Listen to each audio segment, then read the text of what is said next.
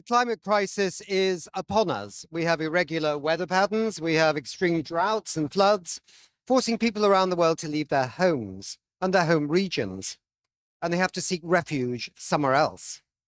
The UN Refugee Agency, the UNHCR, released a new report on this subject on the first day of this COP30 UN climate conference here in Belém, Brazil. The report looks at climate displacement, at mobility today and tomorrow, but also offers solutions.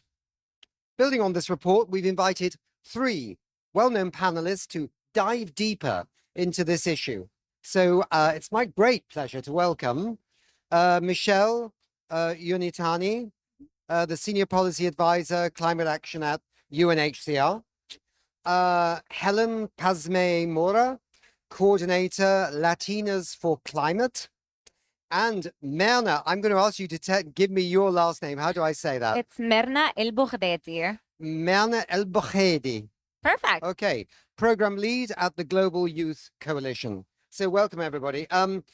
Michelle, this latest UNHCR report launched here at COP30 just on the first day shows extreme weather events is driving repeated displacement among conflict-affected communities. What are the key findings of the report? What is the prognosis for the decades to come? Well, thank you so much for the invitation to talk about the report here today. It is exciting to be back here at COP for the second year in a row with a special report that's really trying to strengthen the evidence on where there's a great big blind spot, really concerning right now for people, especially who've been forcibly displaced, including for the reasons to do with conflict and violence and persecution in countries which are also highly climate vulnerable. So what the report is highlighting, for example, that today there are around 117 million people forcibly displaced worldwide, and 3 in every 4 of those people is living today in a highly climate vulnerable country. So they're highly exposed to extreme weather events. Daily, UNHCR is experiencing that as the UN Refugee Agency, with a strong humanitarian mandate as part of what we do. We are being forced to indeed respond to protect and assist those people being hit by floods, being hit by the effects of storms and droughts and heat and so on. And the prognosis on that, I'm afraid, is it's getting worse. So one of the things, one of the indicators of that is to do with extreme heat or dangerous heat, which is absolutely rising. And when we look at the hottest 15 refugee camps or settlements worldwide today, if we look out, projections out to 2050 are suggesting that those people in those settlements would be facing more than 200 days of dangerous heat per year. 200 days in a year. And that's in situations where they're living in fragile shelters, where they have limited access to water. They certainly don't have air conditioning, which is deafening us a little bit here in the venue today. But you can imagine what that means in terms of their vulnerability. And also floods and this water stress means that their very survival is under threat because water systems are being disrupted. For example, in South Sudan, people who are displaced have only got around 9 liters of water a day that they have access to. 9 liters, when the minimum standard actually for emergencies is 15 liters per person. So if you then add onto that the impacts of climate change, the impacts of extreme weather, you can hear a little bit what's happening. Among them, of course, they're not a big block of people, children, women among those most vulnerable. Children and women amongst the most vulnerable. So we're seeing, because of these impacts, also, for example, the risk of violence, gender-based violence, women who have, as part of their responsibilities, having to go out and collect firewood, collect water, child marriage rates rising, children missing school because they're becoming displaced and so on. So the impacts are very hard to put into one box, if you like, because these impacts are really affecting everything right across the board and with growing complexity. So, for example, what we see in terms of displacement data, over the last 15 years, the number of countries that are being affected by both conflict-related displacement and disaster-related displacement because of extreme weather events has tripled. That's quite a lot. Yes, so you can hear that the trends are not good because especially right now as a humanitarian agency, we're under deep funding cuts. And what that means is that vulnerability is rising hugely. And we're doing the opposite of what we're all here advocating for, which is greater finance, greater action, reaching the communities right on the ground so that their resilience is strengthened. But it's going backwards. So if you like, the message on that is that the urgency, which was there already, is even greater. And solutions. Tell us a little bit about what we can do. Obviously, finance, you mentioned that. That's very important. But are there other measures that could be incorporated to at least provide some relief from this? Well, one of the really important things that we really have to emphasize again and again is that to have really impactful solutions, which are sustainable, which are meaningful, which are equitable, we have to include the people who are being affected themselves. And it sounds quite obvious, but time and again, we see that that is just not happening, or their participation isn't really meaningful. It's a bit tokenistic. So everything that we're doing on the ground needs to be led by the communities on the ground, supporting local organizations. And as a UN agency, we try to partner and enable the space for them to take that leadership from the local level. Seems something like solar panels that, you know, are now as cheap as chips could certainly help a little bit to provide some electricity, including for air conditioning. You know, I mean, there must be, maybe we come back on this first. Let's go now to Helen. You produced a documentary on climate-induced landslides in central Ecuador. It highlights powerful personal and environmental stories. What motivated you to tell this story? And what does it reveal about the lived climate reality of people's lives right now in terms of displacement in Latin America?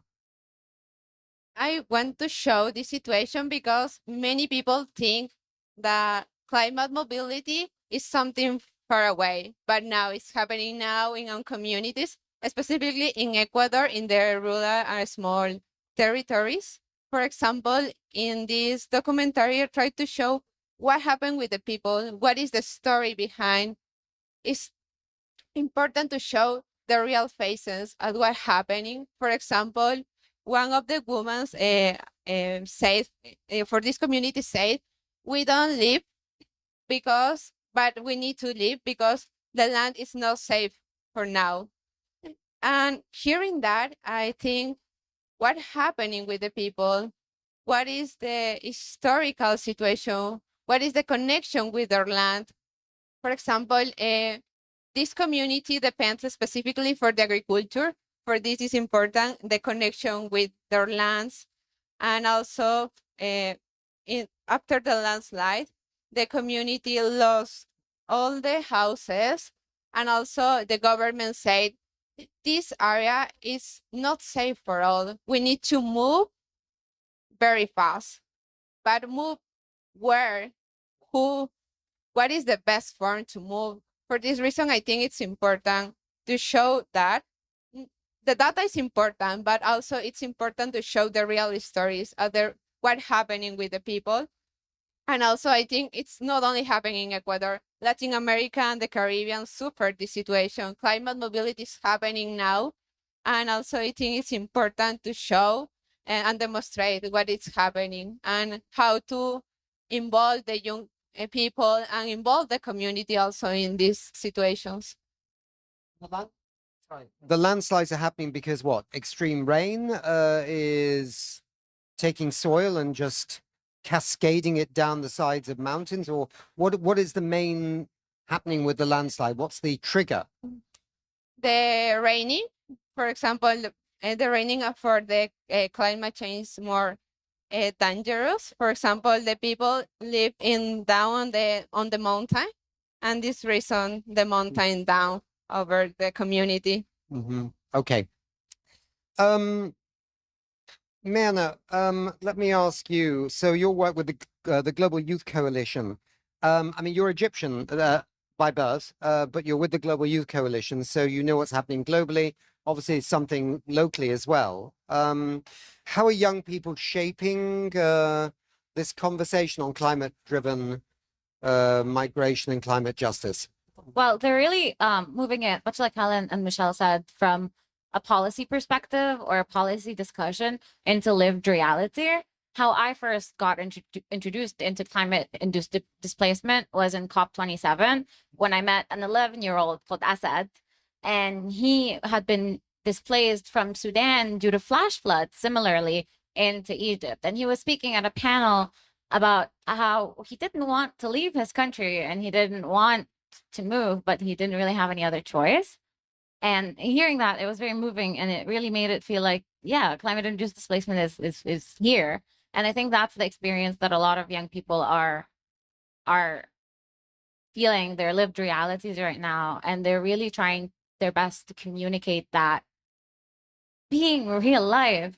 And in the Global Youth Coalition, we run the Global Youth Climate Training with Oxford Net Zero and the Smith School. And it's a global training. We've got a cohort from around the world, right? And a lot of the time we get people that apply who are displaced, whether internally or externally. And it's an online training, so everything is online. And sometimes they're in camps or in places where they'll send us emails that, oh, they can't attend because of the lack of internet, or because they're moving, or because they just can't, have like the space for that right now. So it's really disheartening to see. And I think that's what they're also obviously advocating for themselves, right? To be recognized, to be treated justly, to have like a definition of, because they're not like necessarily migrants, because they don't want to migrate, but they're not refugees. They're not under the refugee convention. So they want their experience to be validated. And I think we do at least our best in the Global Youth Coalition and in the Global Youth Climate Training to validate that and to give them a voice or like a public presence to advocate for themselves. I mean, as you rightly say, this is happening all over the world, right? There are obviously clearly places where it's very extreme right now. You were talking about refugee camps, the Sudan, southern Sudan, other places, other parts of Africa. Obviously, what's been happening in the Middle East as well. People stuck in camps or forced to flee to another country and then ending often in a camp again.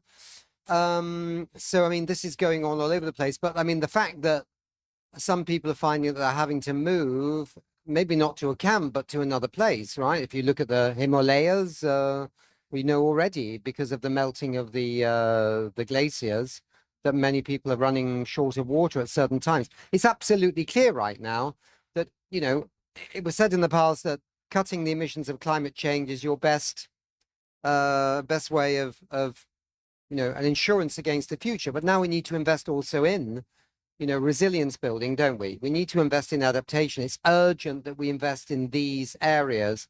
There are solutions out there and they can be done. There's lots of examples where people have made themselves more resilient when they've been given the support to make it happen. So is this part of the, message that you're trying to bring out as the UNHCR, that we need to invest much more in resilience building Yeah, please help Absolutely. me out. Yes.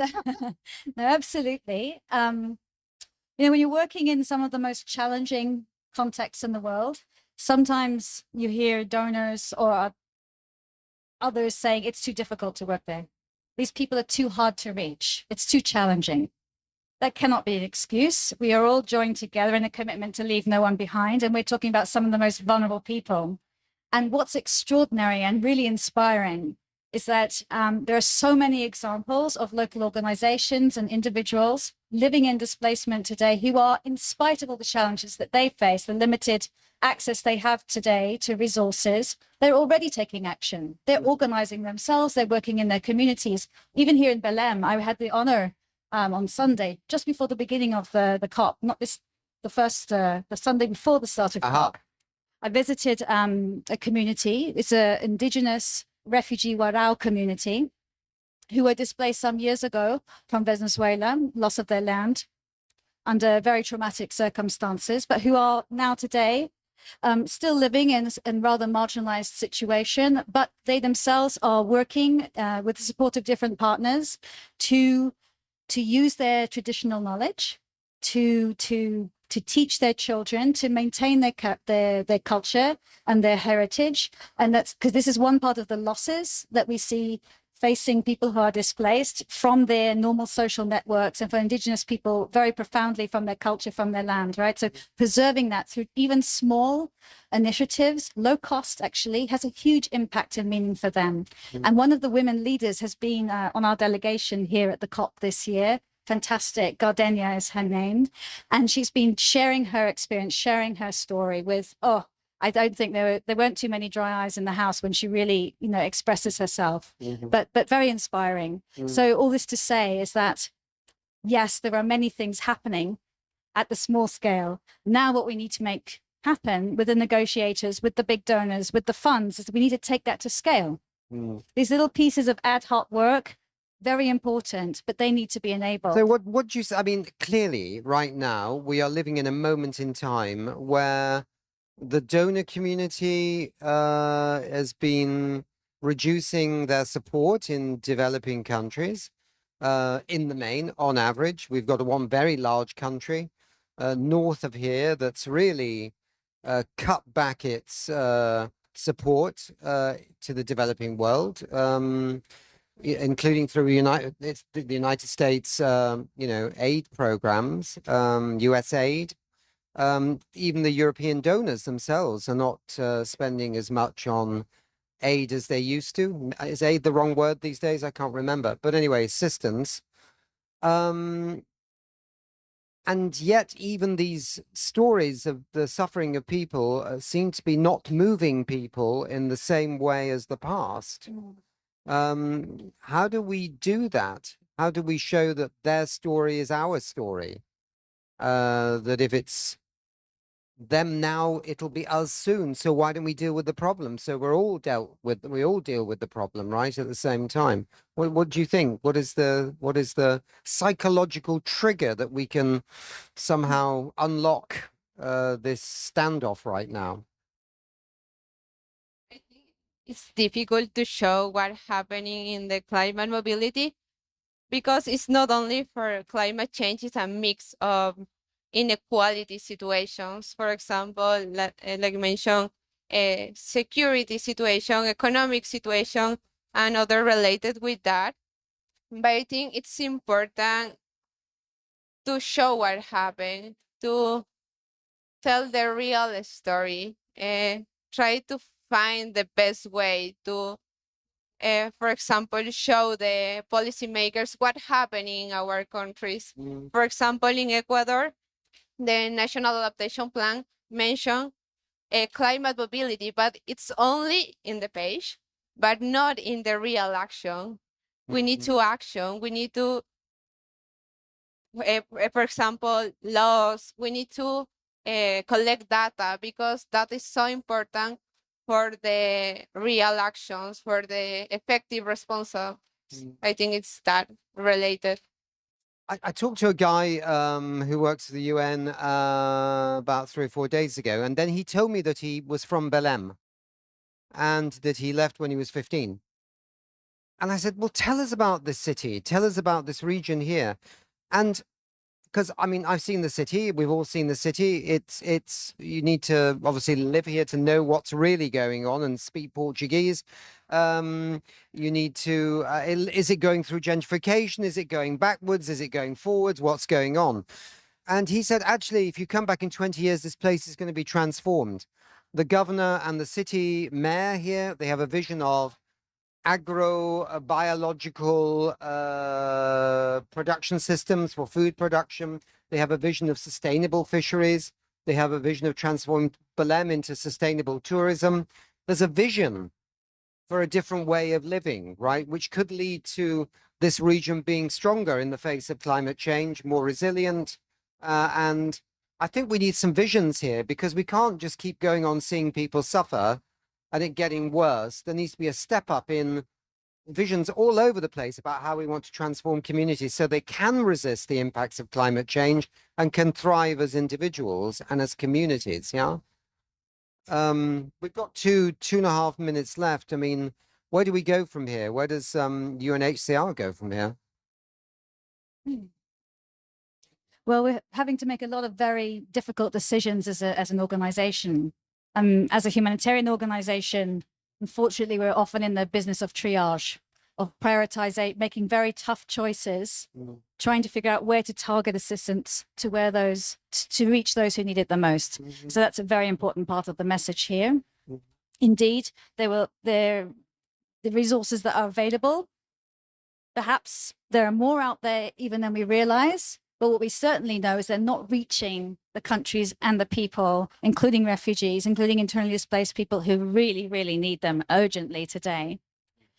But you're touching on the point about leadership, and I think that's absolutely key. And that's why we're all, in this huge conference center for a couple of weeks. It's about trying to convince the leaders, the decision makers, to recognize, to remember that's what their job is, that everyone's committed to that. And we want to see that in their decision texts, that recognition of people, as we say, on the front lines of climate change, also on the front lines sometimes of conflict, but in extremely vulnerable situations. And they should be made very, very visible in the decisions that are made, not just left behind, between the lines. Because we know that again and again, because of marginalization, because of discrimination, because of inequality, all of these things, they are being left behind, and they're just being left further and further behind. So leadership, as you were saying, is absolutely key, but from all levels, from the top, from the decision making here, but also from the local level. And we need to tell the stories of those communities that have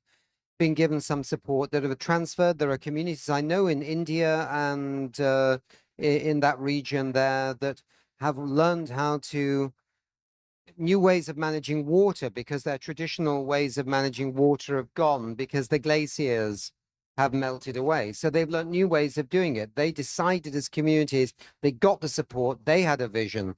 So I think there's got to be stories being told about people who are standing up and doing things differently, to inspire governments to part with their money, to know that it can actually do something very positive and sustainable over the long term. I don't know. Maybe I'm not an expert on this, so I'm just chatting. No, I think you're completely right. I think storytelling is so important. And I think empathy is still there, right? And we've seen from the ICJ advisory decision that local action is still possible, right? A lot of young people were working on that, like draft text on that. You're talking about the International Court of Justice. Oh, yes. It happened, right? And it clarified states' responsibilities. So I feel like we've all been disheartened by everything going on, right? We've stopped believing in local action or youth or grassroots action.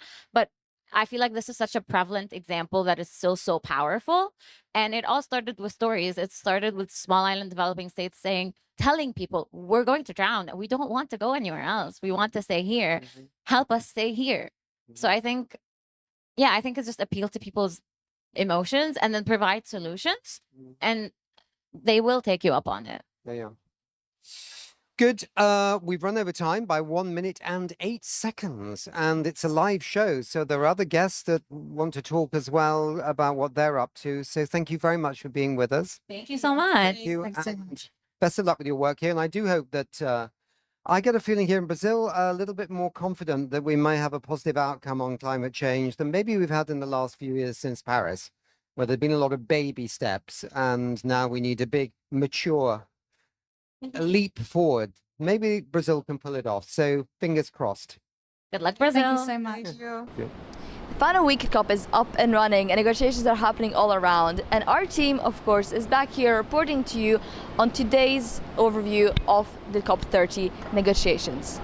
Today's negotiations and events were fairly people-centered.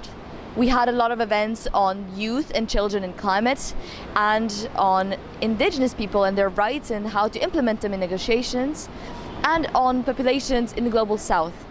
Those are the people that are most vulnerable and that are most affected by climate change. Here's Pau with a little report on populations in the global south and how climate change is affecting them. So I've attended a meeting where the global south could express their concerns with climate change, and one of the most vocal regions was the Caribbean, where Jamaica has been hit with Hurricane Melissa and suffered a 33% dip in their GDP because key infrastructure such as roads and ports have been destroyed or shut down, and as such people often don't have the means and resources to rebuild these. And one of their key demands is to simplify the process to get adaptation finance, because often people wait 6 months to have their roof built because the process is long and complicated. At the WHO pavilion recently, one message became crystal clear. Health, peace, and also climate change are interconnected. The climate crisis fuels disease, inequality, and instability. And if the basic needs of us humans aren't fulfilled, it remains and becomes difficult for us humans to care about our surroundings and community. It is therefore that the presidency of the COP30 launched the Belém Health Action Plan here at COP. It demands climate resilient financing, a stronger financing, and also a fair participation. Climate action is health action and therefore a path for peace. Yesterday, I had the honor to interview former first female president of Ireland and also former UN High Commissioner of Human Rights, Madam Mary Robinson. We wanted to know what inspired her while looking at the young activists of today. And she also left an important message for young women all around the world. I think the intergenerational conversations that we have with children and young activists are an extraordinary way of being restored in believing that actually there is much hope, because the young people that I'm engaging with all the time are determined to have a better world, are connecting with each other so well on social media and other ways, and they see the world in terms of a fairness for everybody, a climate justice, a world that is much, much better, particularly for those who are suffering the most from the climate and nature shocks. And it's really very encouraging, and I come away, feeling restored myself. I actually have a message for young women. Yeah. Okay. An unusual message. Use humor more. Okay. Do you know why I say that? Yeah. Because in my experience, young women take themselves too seriously in their work. At home, they could be very funny, but when they go in, because they have to just try that bit harder, prove themselves that bit more than boys and men. And boys come in, they don't work as hard, they joke with everyone, and then they get the promotion. Yeah. It happens everywhere, every country.